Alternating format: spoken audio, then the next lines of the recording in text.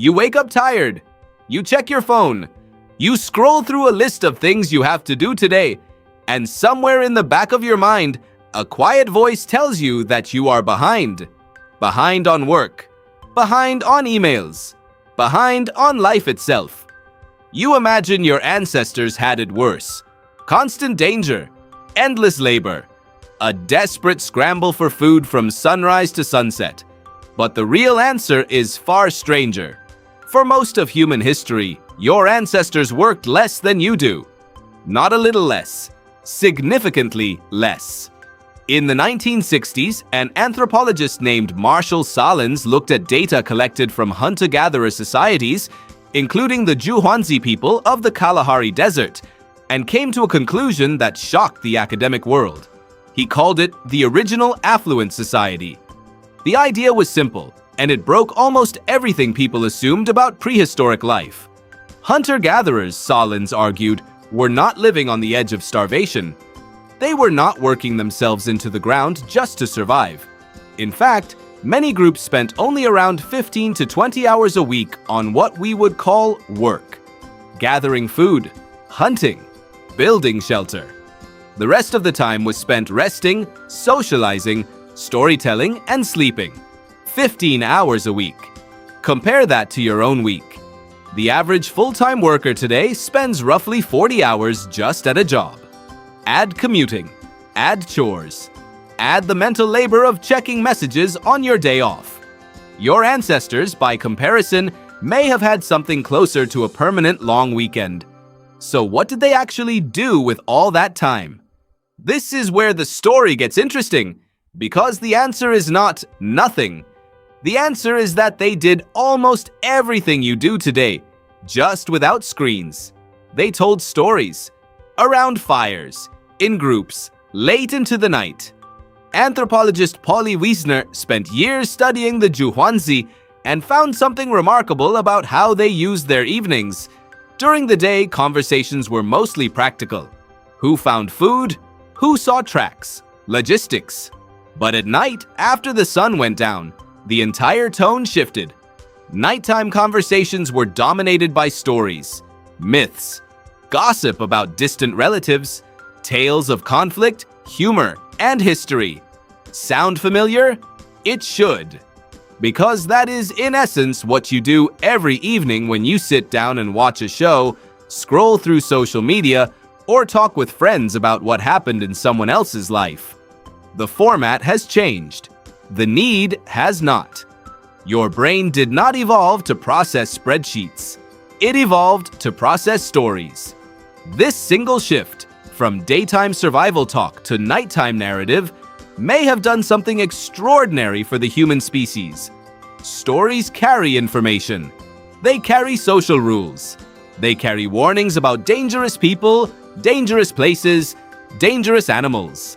A child who grows up hearing stories about who can be trusted and who cannot gains an enormous advantage without ever having to learn those lessons the hard way.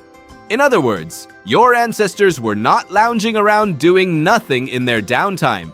They were running the most important software update a human brain can receive: social information, cultural memory, moral frameworks, all of it transmitted through something that felt like leisure.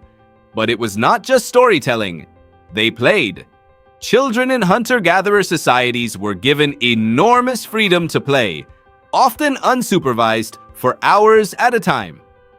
Anthropologist Peter Gray has spent decades studying this, and his research suggests something uncomfortable for modern parents.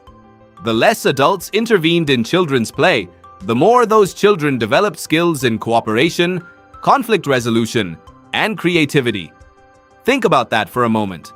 Free, unstructured play was not a distraction from learning. It was the learning. Modern children spend a fraction of the unstructured time their ancestors did. Schedules, screens, structured activities, every hour accounted for. And yet, somehow, you are told this is progress. Now think about what your ancestors did with their bodies. You probably picture constant, grueling physical labor, running from predators, hauling heavy loads, endless hunting. But the data tells a different story.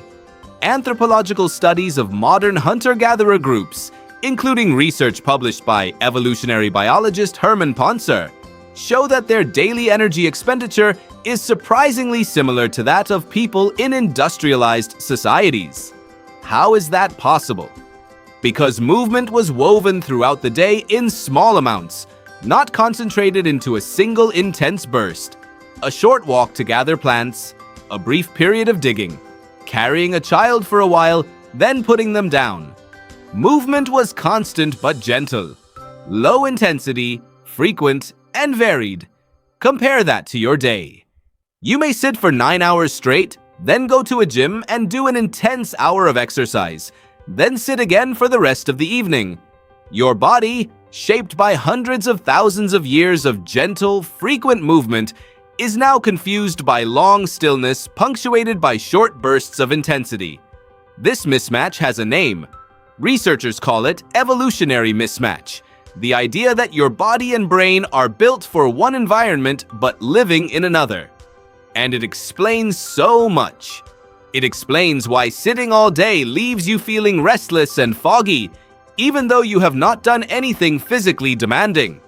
It explains why a short walk can clear your head better than an energy drink. Your body is not lazy. It is starving for the kind of low-level, constant movement it evolved to expect. Now here is the twist.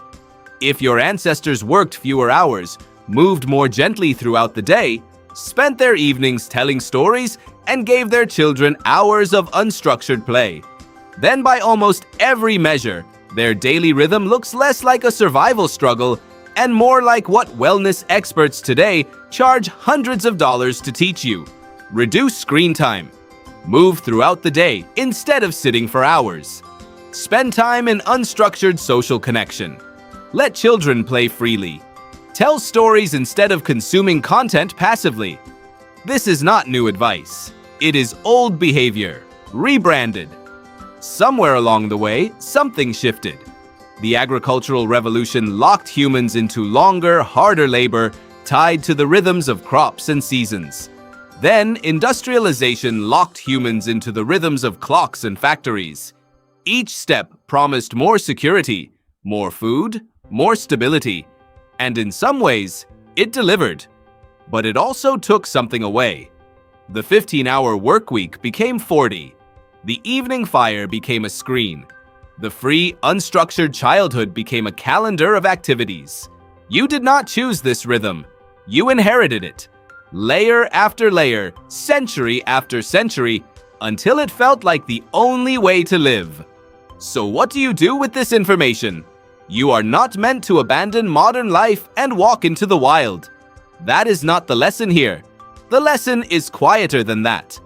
The next time you feel guilty for resting, remember that rest was not a reward your ancestors earned after work. It was the default state of human life, with work fitting into the gaps. The next time you sit down with friends and end up telling stories about your day, recognize that you are doing something ancient, something your brain is specifically built to crave and reward. The next time you feel restless after sitting too long, do not assume something is wrong with you. Something is right with you. Your body remembers a rhythm that the modern world has forgotten.